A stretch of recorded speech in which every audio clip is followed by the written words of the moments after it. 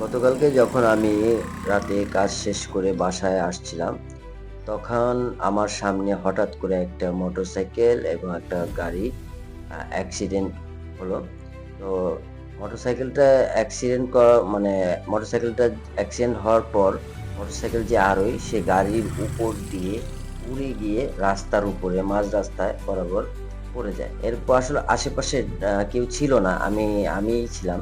আমি যেহেতু সাইকেল চালিয়ে যাচ্ছিলাম তো আমি দাঁড়িয়েছিলাম। তো আমি আসলে আ বুঝতে পারছিলাম না যে আমি কি করব? আমি কি তাকে হেল্প করতে যাবো?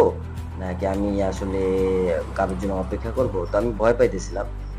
তারপর যখন এদেশের লোকালরা যখন তাকে ওই ওই মোটরসাইকেল যে আরোহী ছিল অ্যাক্সিডেন্ট করছে তাকে উঠানোর সময় আমিও তাকে যেয়ে সাহায্য করলাম।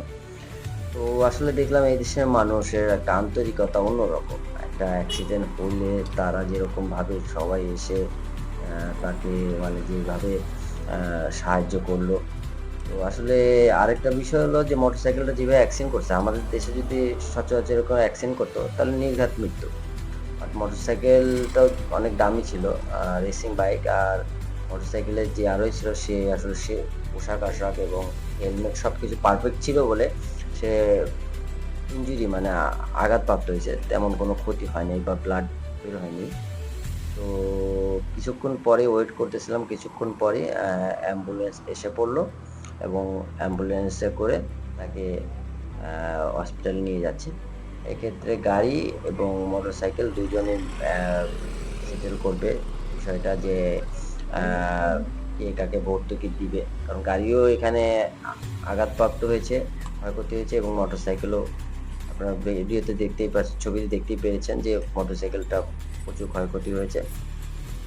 তো আমি ওয়েট করতেছিলাম শেষ পর্যন্ত যে আসলে শেষ কি হয়। তো শেষ পর্যন্ত অ্যাম্বুলেন্স আসলো এবং যে মোটরসাইকেল আরোহী তার আত্মীয়স্বজন এবং গাড়ি যেটা অ্যাক্সিডেন্ট করছে, গাড়ির তাদের আত্মীয়স্বজন আসছে।